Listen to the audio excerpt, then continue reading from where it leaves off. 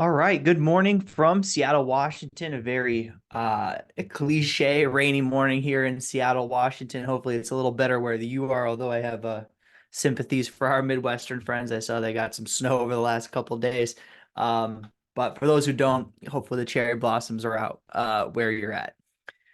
My name is Colin O'Keefe. I'm director of product here at LexBlog, and excited to talk with you all today. Again, thank you so much for stopping by. Really appreciate it. This recording will be available afterwards as well, but we'll walk through this, and if folks have any questions, they can chime in. We've got time at the end. I'll also keep an eye on them so people can, weigh in if they'd like to. But yeah, let's dive in. We're talking using your blog to build your network, and not just your blog, but also, the other entities around it using social and elements like that as well. Um, I'll be honest, we're gonna do this in I wouldn't say a backwards kind of way, but what we're gonna do is I want to explain the philosophy behind why blogging is more of a business development tool, more of a traditional networking than what you might envision as classic like content marketing. We're just going to throw a bunch of stuff out there and see what comes back. Now, this is, much closer to old school networking, old school building out your referral network, old school enhancing your reputation. But we're going to start with I mean, one of the things is starting with the end in mind, but we're going to start with why we do things this way. And then we're going to get into, actually listening and why you want to do that. And then we're going to get into some core fundamentals for engaging strategically and doing so authentically. And then lastly, we will take a look at how it looks in practice. So basically, it'll be here's, kind of why we do the things that we do. Here's some of the fundamentals for doing the things that we do. And then here is exactly what it looks like. So you can go ahead and emulate some of the strategies that we'll walk through today. We talked about this a little bit on the last webinar. Webinar was about bringing in work, and that is the goal of having a blog. It's very fun. You can meet a lot of people, but ultimately at the end of the day, the blog success will be measured by whether or not it brings in work. That's ultimately what you're trying to do, whether you're a digital marketing professional who's on this webinar or you're a lawyer themselves. Ultimately, what you want to do is not just, hey, we're going to boost traffic, we're going to make this number bigger than it used to be. Oh, we're going to get engagement or this, that, or the other. We want to see real, actual results, and real, actual results um, traditionally come for lawyers via referrals, their reputation, and their network. That's where lawyers oftentimes get their best work. So we'll hit that. How do lawyers traditionally get their best work? Again, strength of their reputation and word of mouth referrals from that depth of their network.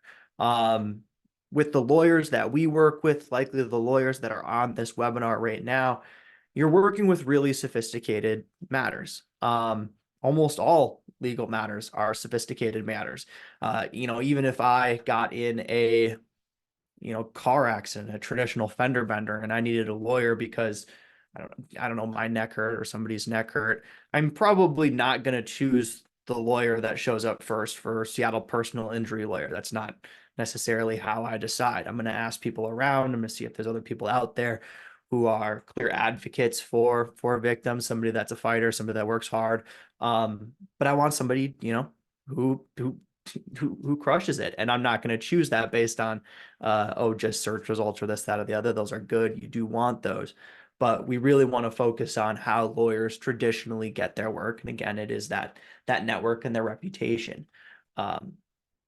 Every time that I work with lawyers, I challenge them to ask themselves these two questions at the bottom here. And this is something that you should ask yourself all the time when you're blogging, which is, who do I want to know that I exist? And who do I want to know that the blog exists? And then going about making that a reality in a very specific way. And when I say, who do I want to know that I exist? We're not talking necessarily target audience. We're not saying, hey, I want the vague GCs to know that my blog exists. I want developers to know that my blog exists. No, I want Art Vandelay, GC at this automotive company, to know that this blog exists. I want Bob Smith, this specific regulator, to know that this blog exists. And then it's going about and working through, honestly, one by one by one by one, and making that a reality. But just really, I challenge, the lawyers who are on here, and again, the digital marketers, to say, hey, who can impact the quality of my work? And how, who are the people that I really want to target and say, I want them to know that we exist. I want them to know that the blog exists. So we'll walk through a couple examples, a couple people that, traditionally would be in, excuse me, a lawyer's referral network. So let's start with referral sources potentially.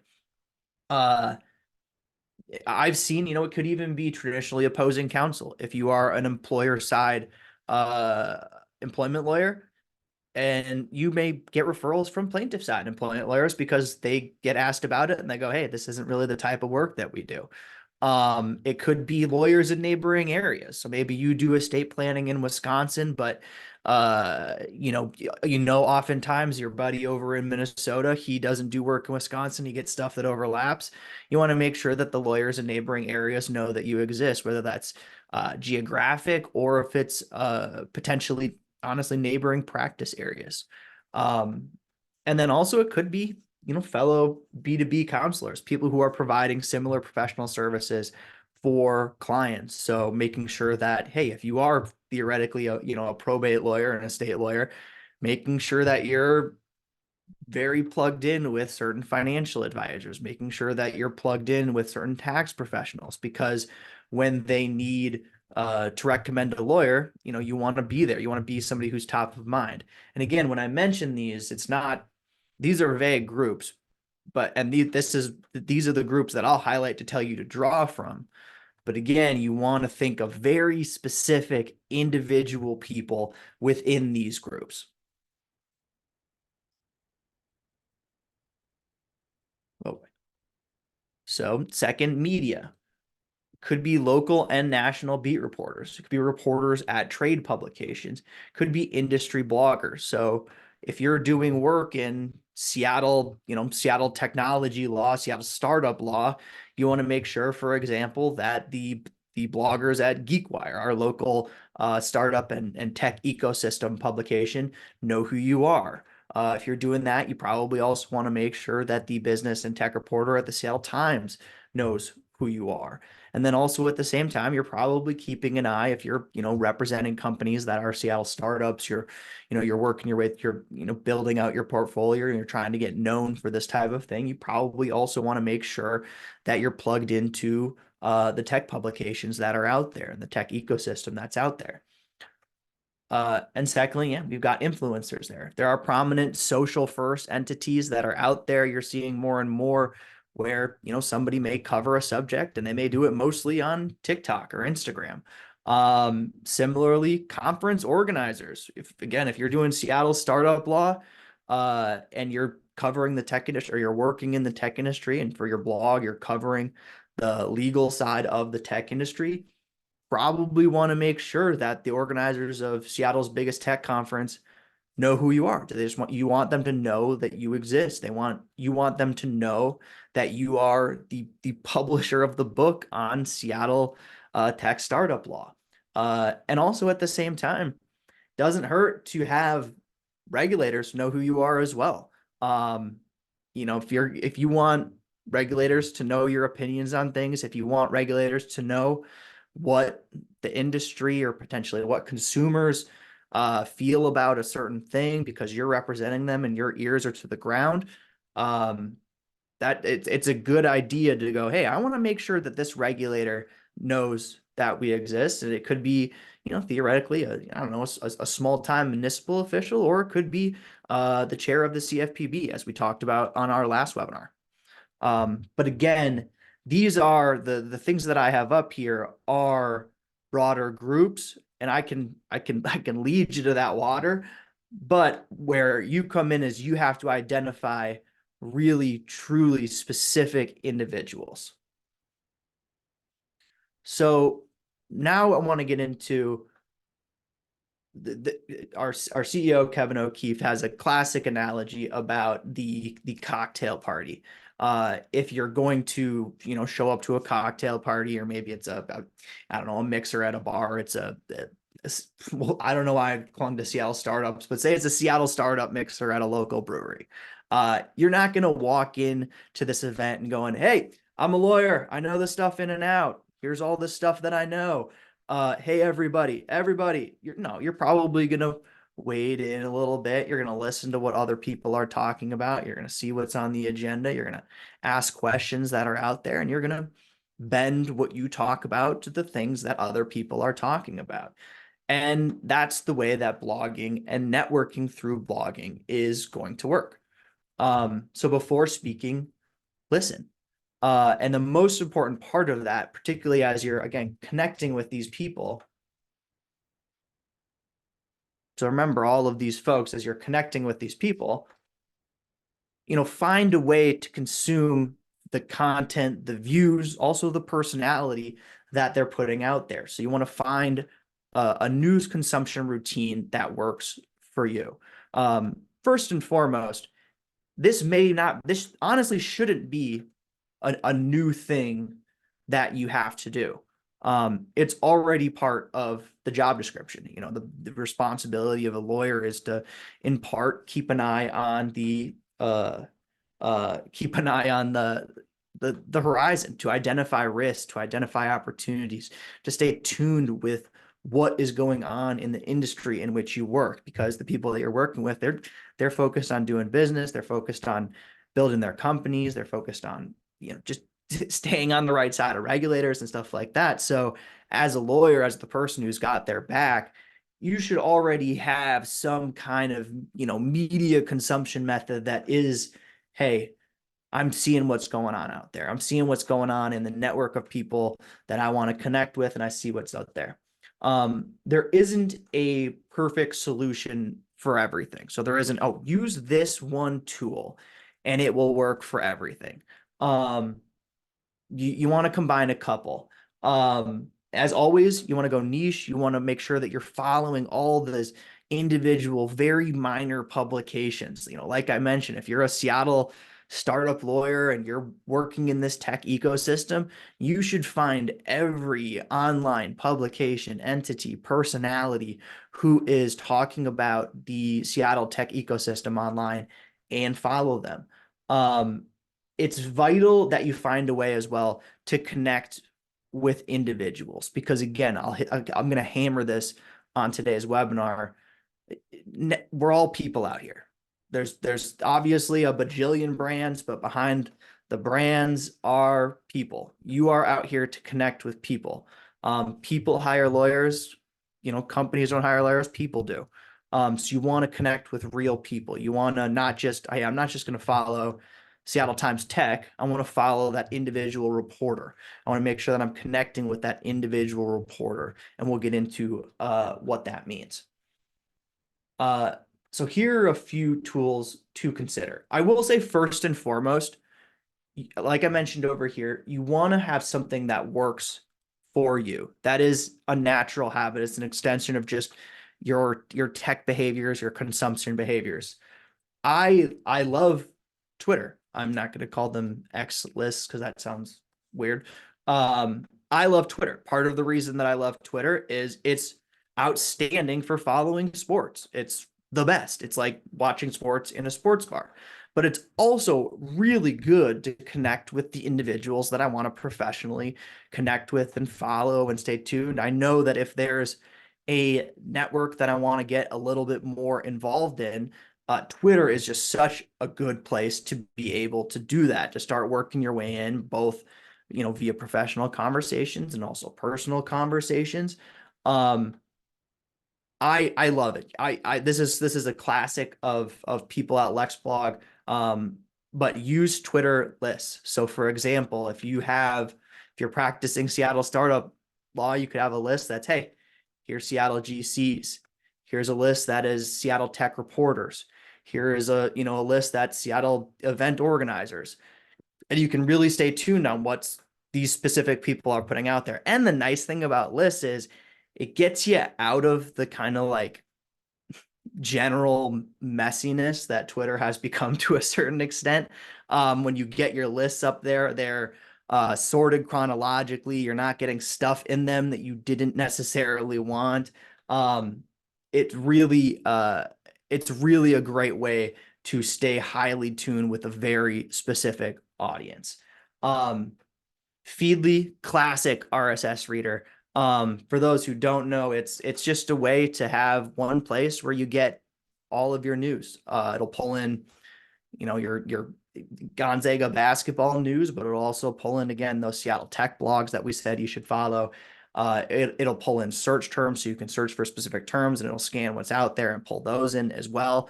It's really a great tool to peruse through a lot of different news and be able to listen to what's going on out there.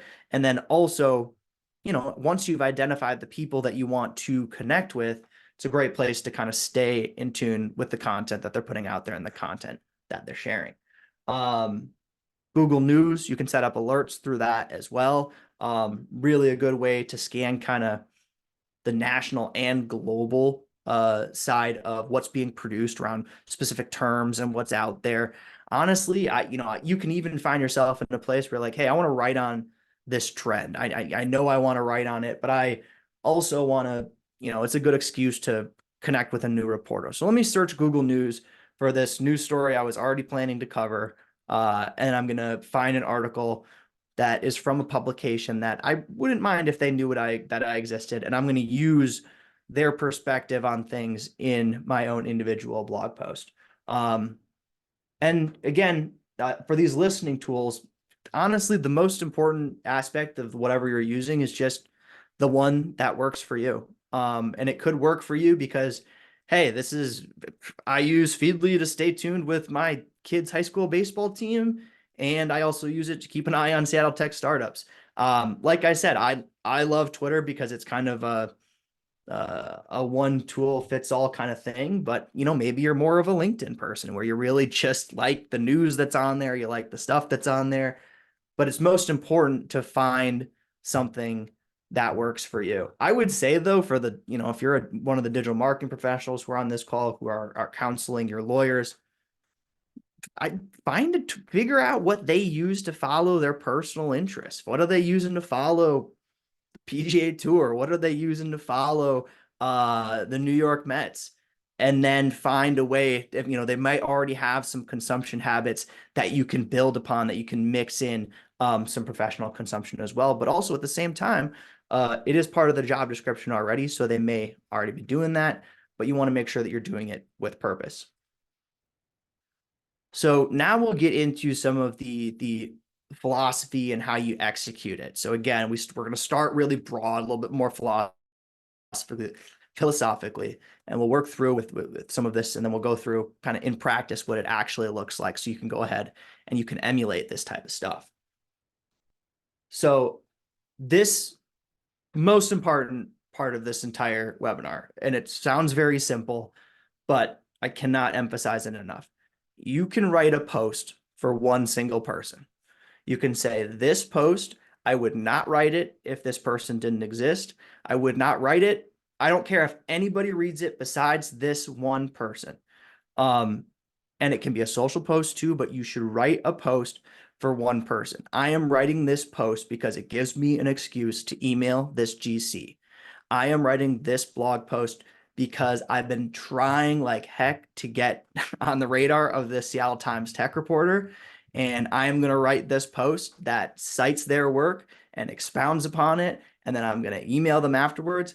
You can write a post for just one person. And honestly, when you're writing a post for just one person, when you're saying, hey, I want to make sure that this is appealing to just this person, you end up writing with an audience in mind. You end up writing in a very focused way, and it ends up appealing to more people. But you can look, honestly, it could really be though, that if you write a post for one person and say almost just this one person reads it, but just that one person reads it, just that one person shares it, enormous success. That's enormous success. Again, I think it's so easy in blogging, and I've been in the role of the digital and social professional where you're going, hey, here's our engagement report. I want, I'm sliding this report across your desk that basically says, here's why I should have a job. And you end up looking a lot at quantity over quality. Hey, we have X more email subscribers, we have X more traffic, and that's always good to see. But what you want more so is, hey, the Seattle Times tech reporter now subscribes to our Seattle startup blog, or this specific regulator I just saw at ftc.gov just subscribed to our blog. Those are big time wins, and those are big time quality wins. So keep an eye on those types of things. It can happen for social posts too. You can share a piece of content just because you wanted an excuse to at somebody. You wanted them to see that you exist. You can do it for social posts too, like I mentioned. This is really the most important part. You can write a post for one person. A blog is just such a nice excuse to reach out to people. It's like just a nifty leverage tool that you always have in your back pocket. You can reach out on your own, and a bunch of people do that. I get LinkedIn requests all the time from people I don't know, and I, as a result, don't accept the connection usually, because I want to make sure that the people that I'm seeing stuff from are people that I know. But there's some important, well, let's get into also this is a big part of this, is when you write a post for one person, oftentimes that can be, I mentioned, hey, don't worry about traffic, don't worry about reaching a massive number of people. Honestly, though, sometimes writing a post for just one person is a great route, if not the best route, to reach a lot more people, and a group of people that is very rich with the type of people that you are trying to meet. So this is, again, we're not getting quite into the execution quite yet, but I want to explain kind of how that works. So let's say you're an auto industry lawyer and law blogger. You're primarily looking to build out your practice around electric vehicles. You want to just be the person who wrote the book on the law for electric vehicles. Maybe it's electric trucks or what have you, but you want to be the person that is known for this. You're like, man, it would really be great if I could get on the radar of industry GCs.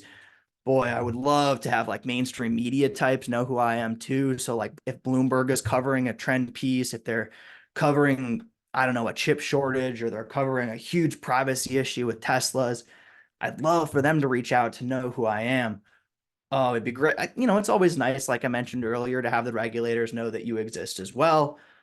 And you're like, hey, wouldn't hurt to have competing counsel out there if it's plaintiffs, lawyers, or what have you.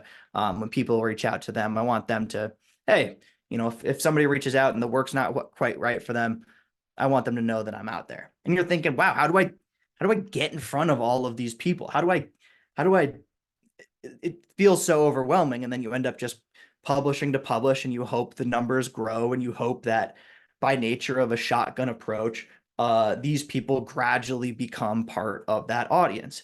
And there's no magic bullet for like reaching all of these people with one clean shot, and you're like, this is perfect, this is going to totally work out great. But one of the things that you want to think of is, if you're at this top and you're saying, I want to reach all of these people down below, chances are, though, there's probably somebody out there who is capable of reaching all of these people. So say, for example, you have, preeminent niche site covering electric cars. It's just, I don't know, the Electric Car Journal. They're just all over this type of stuff, new developments, new technology, new regulation, new companies, and stuff like that. I would, if there's the preeminent publication on electric cars, it's probably subscribed to by industry GCs, by media types, by regulators, potentially by your competing counsel, other lawyers in the industry. So, stop and say, hey, well, if I could get the eye of this reporter at this site covering the electric automobile industry, if I could reach this one person and provide a post that is of sufficient value that they're like, hey, they're going to share it with their audience and say, this is interesting. I recently covered this trend on, I don't know, the chip shortage or what have you. And then a lawyer chimes in and writes a blog post about how certain Biden actions are leading to increased imports or decreased imports. I don't know. And they reshare it. Maybe that you highlight their reporting. All of a sudden, it's like, all right, I reached that one person. That's great. I reached that one person. Well, it might be something as simple as, you said they did a great job covering this. Here's my take. And if they retweet it, reshare it, or link it, now all of a sudden you've got this, this, this, this. If you can capitalize on reaching one individual person and they reshare your content or they share your perspective or they help shine a light on what you're covering because the way you're covering it is really good and they reshare it, your perspective is going to get shared into not only an audience and a crowd that is much bigger than the one that you are already working with, but also one that is just very dense and rich with the type of people that you're trying to get in front of. So this is especially important when you're just starting. And you may look at it and be like, yeah, it seems overwhelming when you're just trying to go exclusively after the bottom row, or you're trying to go after all of these at once. You're trying to write a post that appeals to everyone, or you're trying to write a post that appeals to a theoretical person. But if you say, hey, I want to write a post that gets the attention of this one individual who I know that if they reshare it, it's going to reach this much bigger network, that will start to stack up. And I have these arrows going down from these individual ones, but you can also imagine that all of these little boxes down below, they could potentially have their own little share arrows going out from there as well. So it's the niche site coming covering electric cars. Okay, well now the Seattle Times, or not it could be the Seattle Times reporter, it could be the New York Times reporter who covers the electric automotive industry, and all of a sudden they're resharing it, or they're like, oh, I should reach out to this Art Vandelay character. He seems like he wrote the book on the law of the automotive industry. If I need a quote in the future, I should reach out to him. So keep that in mind. If you can reach one person when you write a post for one person, if it resonates, that's going to be the best way that you reach vastly more people. The fundamentals on this matter, though. It's not like this is so simple. We try to make it as easy as possible, but ultimately, the post that you put out there, the piece of content that you put out there, it must be good and it must be helpful. We're going to talk about things in this next section on the execution of it, where I'll be honest, the people who are doing the things that I'll show you, it's probably something that just comes naturally as a result of trying to be helpful or of scanning the horizon for potential opportunities. It's a big chance to. Somebody asked, does Vandal Industries deal in plastics? It's actually latex, importing, exporting, things of that nature. But again, you got to be helpful with that piece of content. You can't fluff it. If you have somebody ghostwrite a piece of content just to go out and to network purely with the excuse of networking, you can struggle a little bit. But if you're like, hey, here's a thing that I saw that was interesting. Here's a quote from why it was interesting. And here's why I found it interesting, or here's why it applies to the area of law, that will resonate. This approach to blogging, this approach where it's not the ethereal content marketing where it's like, we're going to put it out and stuff will kind of come in just, via casting a wide net, that can work as well. But this approach is why running a true publication is vital. You want to look at it as, if you're running a quality publication, if you're covering the heck out of the subject that you intend to cover and doing so in an effective, tasteful, and efficient way, that goes a long way. And the blog we always talk about and have for years, it's a great home base to reach out from. So for example, if you cite a New York Times reporter and you're going, hey, you did a great job covering this trend of the automotive industry, of covering this trend of electric cars and how they're beating up roads. I don't know, how their weight is a little bit heavier. And you wanted to reach out to the reporter to let them know, hey, I've been covering this lately. I cited your work. I wanted you to take a look at it. Here's a more legal perspective. And if you send your link over to them and it's at lawfirm.com/practice area/blah, it's like, oh, cool. I'm glad I was cited on your law firm website. I'm probably not going to reshare that, legal alert on your website. But if a reporter or a conference organizer or somebody opens up and it's, oh, this is the EV Law Digest that covers this in and out, and I can see the full breadth of their work, and I can see that they are running a genuine publication, that's a lot easier to go out and network from. It's just a stronger leg to stand on than more overt marketing collateral. Um, Consistency is everything. You're not going to bat 1,000 on these types of posts. You will write a post for one person, and sometimes that one person may ignore you. But you got to be consistent. And then as you're consistent, as you work out that muscle, you'll get better at it, you'll get faster at it, and get just more effective over time. So you've got to be consistent, both in publishing and sharing the pieces that you're sharing, but also in just the follow-up as well. You want to be consistent in how you're doing the follow-up, which we'll get into here in a second as well. So let's click on the wrong thing here. We'll get into now how it looks a bit in practice. How do the people that we do this? Again, I mentioned this a second ago. Some of the stuff that I'll show you. I'm not trying to say that these lawyers, I'll show you some lawyers that I really like, I love working with. I'm not saying that they wrote these posts overtly to go out and network. This is probably something that just comes naturally because it's how good lawyers get their work. There may be some where it was perhaps more strategic. But let's get into what this type of thing looks like. So it can honestly be as simple as a social post. It doesn't have to be a full-fledged blog post every single time you're thinking, hey, I want to get on the radar of a certain group of people.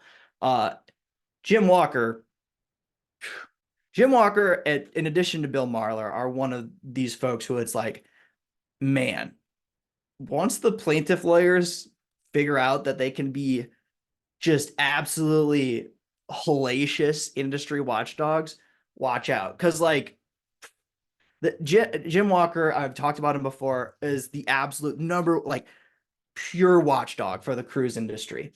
And he's, here he's got a quote tweet of, there was a cruise incident where I believe 2 crew members were killed on a cruise ship. And he's going out of his way, or maybe he's not going out of his way. This might be something that just comes naturally. He's making sure, I believe this is the Netherlands Times. He's going, hey, I want to make sure that I'm going to share what they're putting out there because they cover this, but I'm also adding a few more details. And then I'm adding the NL Times so they can kind of see what's going on out there. And if they want to reshare it, they can. I'd even add, in this particular instance, you can also add the individual reporter as well. It's always better to reach individuals. But again, it can be as simple as a social share. And if we, if we go back all the way back to, that's too far. Bear with me.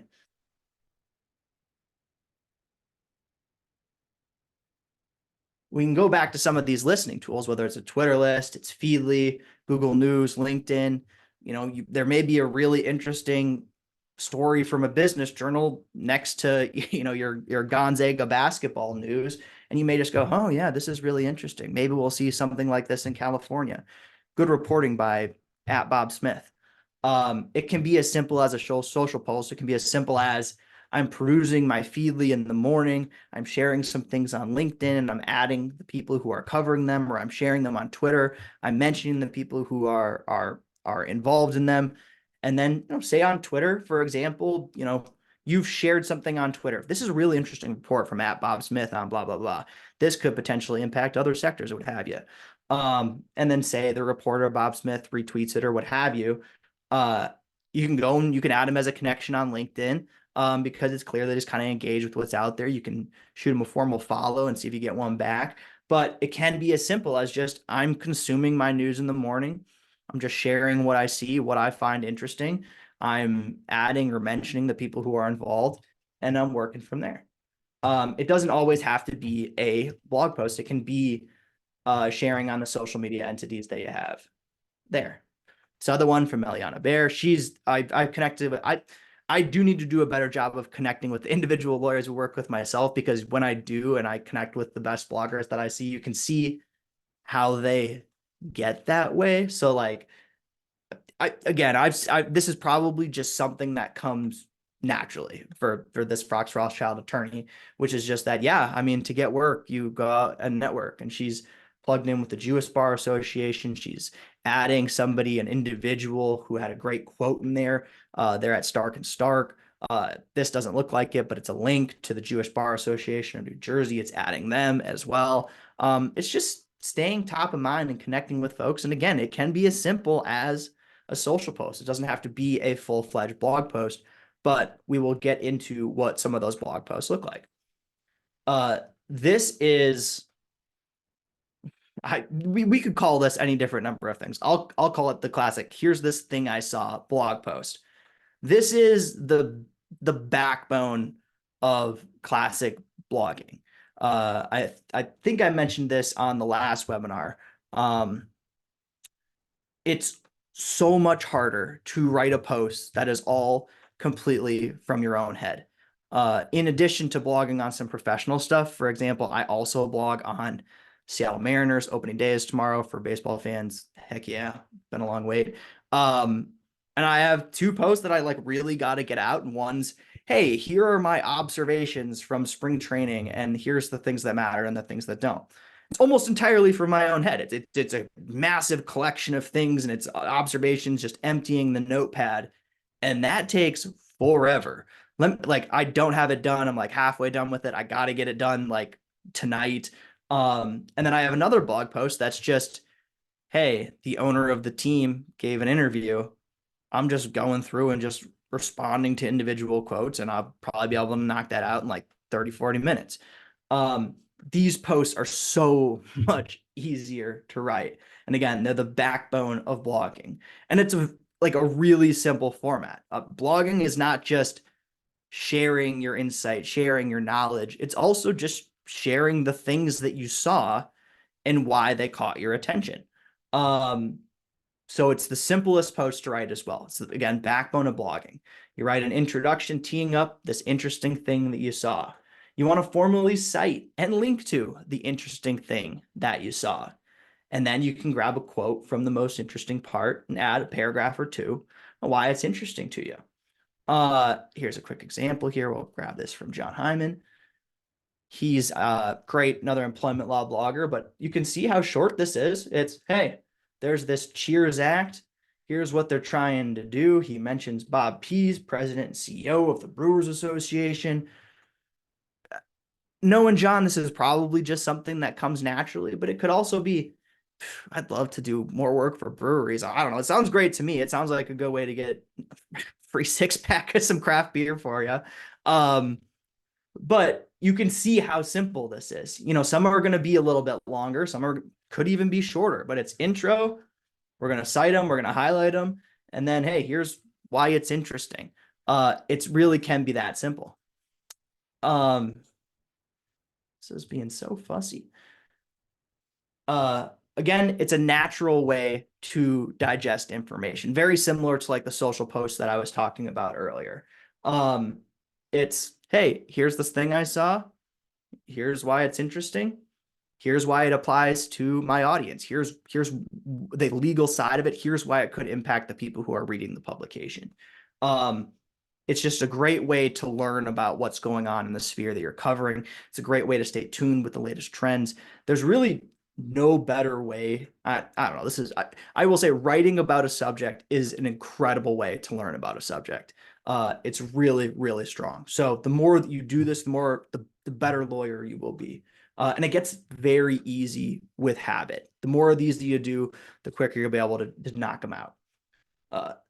This gets a little bit more advanced, but can still be very, very simple, is the classic interview post.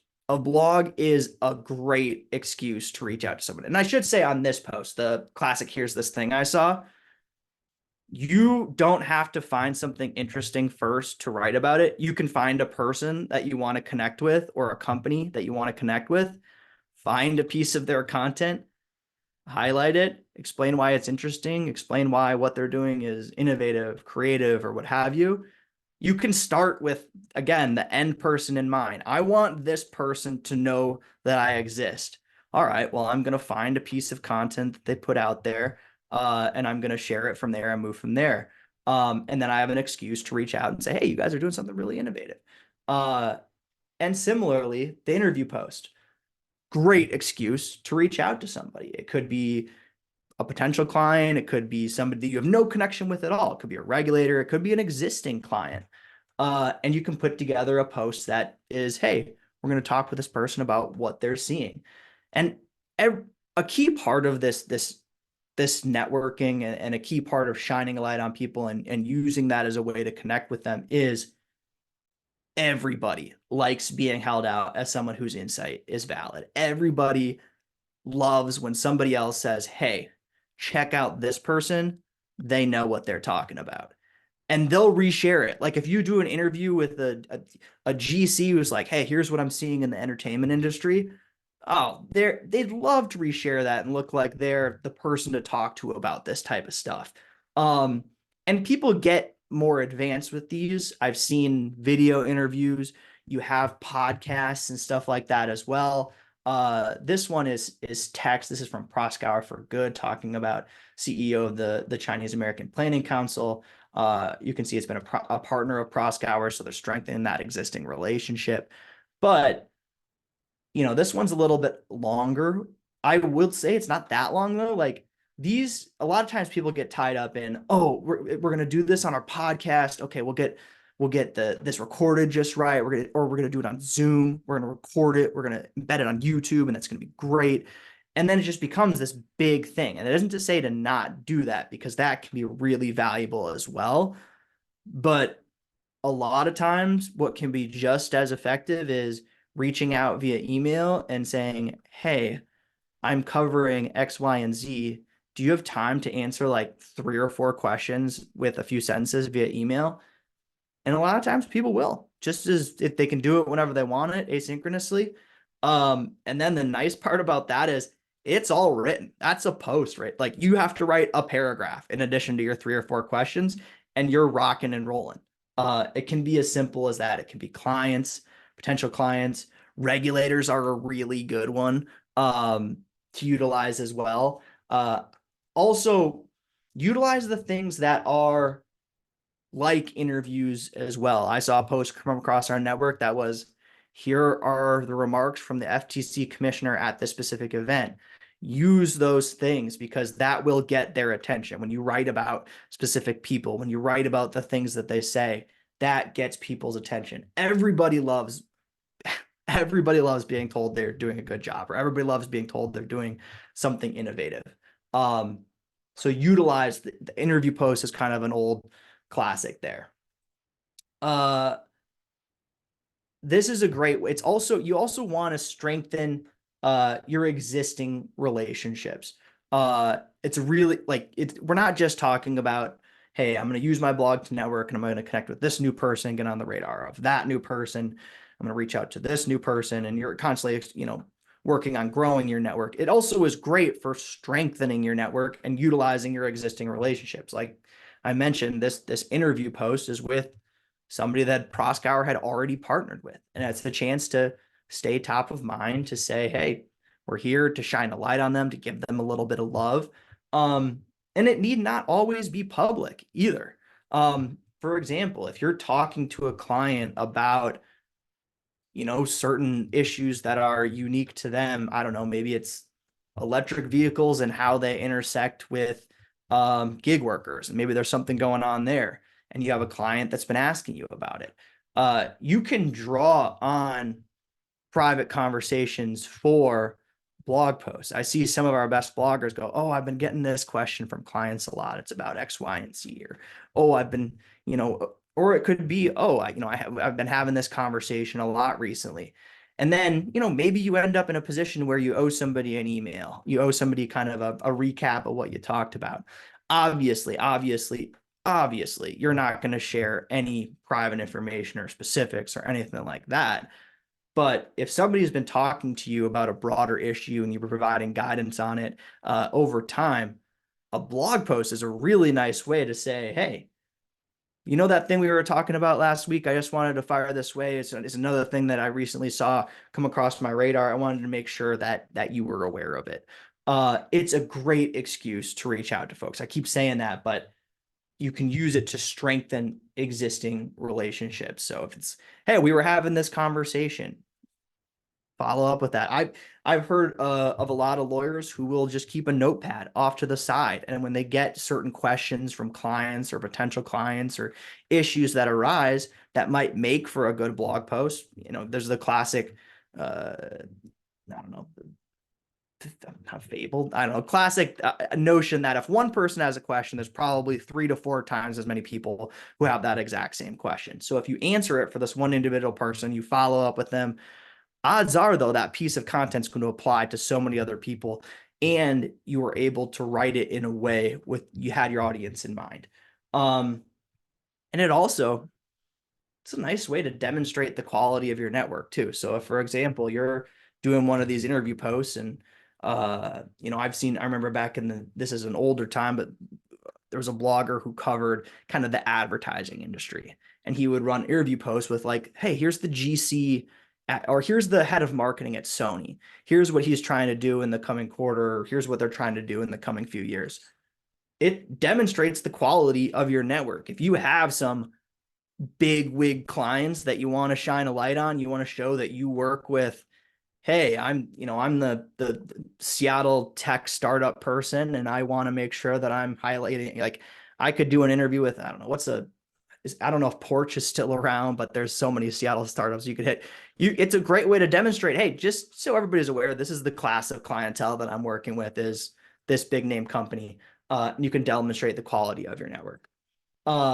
This, I probably shouldn't have saved this for 951 or 151, wherever, or 1251, excuse me. This is so important. If there's two things that I leave you with on this webinar, one is you can write a post for one person. The other one is you have to personally follow up with people. It's not good enough to write the post and just leave it at that. It's also not good enough to just write the post and at them on social. That's nice too. But the blog post in going beyond, like, say on a social share, you're obviously just going to probably at them. You're just going to at them. But if you wrote a blog post that cites their work, you do want to at them on social. But I would take it a level beyond and go with good old fashioned email. I've done this personally. I know lawyers who have done this. Don't overlook this component, even if somebody may already even be subscribed to the email alerts that come out as a result of your blog. It can be as simple as, say it's a reporter. Almost every reporter has their email address at the bottom of their stories. They always have email addresses because they want to hear from sources, potential quotes, people that resonated from. Sometimes they may not want to hear from certain people with certain perspectives, but their email address is there, and it can be something as simple as, hey, I just wanted to let you know your coverage of these developments with electric vehicles were great. Loved your reporting. I loved the quote, and I highlighted this quote on my blog that covers the industry and added some more legal perspective. And hey, just wanted to say you did a great job. And if you need anything in the future, quote, background, anything like that, always happy to help. It goes a really long way. I've seen it where, hey, you at somebody on social, they don't retweet it or reshare it with their audience. Then you send that email, and all of a sudden it's like, oh yeah, that's right, that was really good. I did take a look at that. Connecting with people in an authentic and a very real way goes a really long way. So you don't want to do all the work of finding somebody to connect with, of writing the blog post, and then not going the whole way and reaching out. Email is actually really, really, really good for this. It's where, I don't know, I think everybody's inboxes are, of course, getting more polluted than ever. So like when I get a personal email from an actual person, I'll read it, and I want it, if it's directly at me, I can tell this was sent authentically. That's good. Um, and then once, when you do have a hit, when you do have the reporter who reads and shares your story, or the GC that says, yeah, good stuff, loved it, this was really helpful. Make the momentary connections more long lasting with social follows. So you want to connect with that person. LinkedIn's a great space, probably the best space for lawyers for something like this. But you can connect with a reporter on LinkedIn. You can connect with that GC on LinkedIn. So when you're sharing content in the future, they can see that on there. When they're have career developments, when they share a piece of content, when something's going on in their world, you can interact with them as well. And it develops into something that is more long lasting than just this momentary thing in time. I mean, honestly, like that's why I was able to see Ileana's post, because I'm connected with her on LinkedIn, and I know that I see what comes across the wire. And when I look for an example of who's doing stuff well on social, I'm like, oh yeah, I know somebody because I connected with them a long time ago. So keep that in mind. And when I'm looking for something for a webinar, that's all good and dandy, but there may be a time where a journalist is like, oh, I need a quote, or a GC who goes, oh crud, we need some work in the electric vehicle industry. So you have to personally follow up. And I'll give a little plug here for Lou, our AI assistant that we built. He can draft these for you. But that's really honestly all that it has to be. It doesn't have to be some big long email. My classic is just, hey, wanted to give you a heads up that the way that you covered this was really good. Just wanted to let you know that I highlighted it on my publication. If you have any questions or any comments, don't hesitate to reach out. But again, great job covering this, and wanted to let you know that I highlighted it on my publication. So a quick recap here. The end goal is work. So think about who helps brings you that. That was oddly phrased, but the end goal is work. So think about the people that could potentially bring you work, the potential referral sources, the people who can boost your network and get you out there, the people who can say to other people, this is somebody that knows their stuff. But be very specific. Who are these specific people who you want to know that you exist and who you want to know that your blog exists?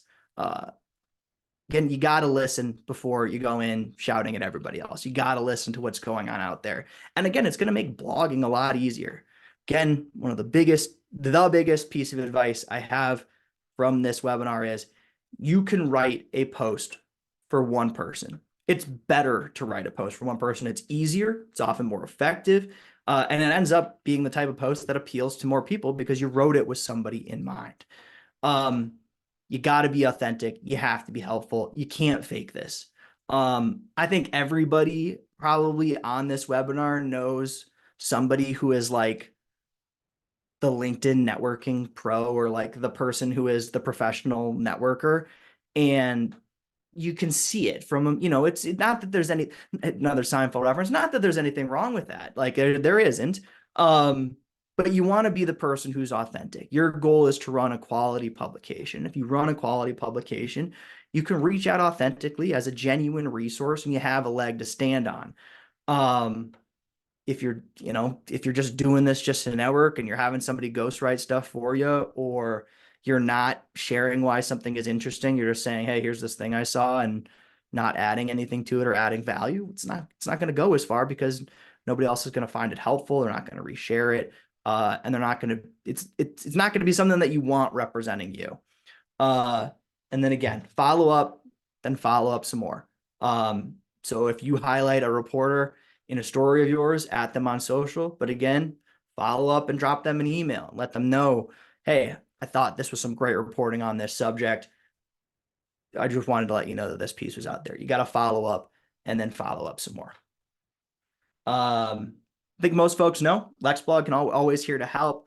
Whether you're a client or non-client, if you feel like, hey, you got some time to talk about some of this stuff, or hey, you want to give this session to somebody else, and say, hey, can you come talk about this with our construction group? I'm always happy to do that. You can always reach me personally, Colin, COLIN at lexblog.com.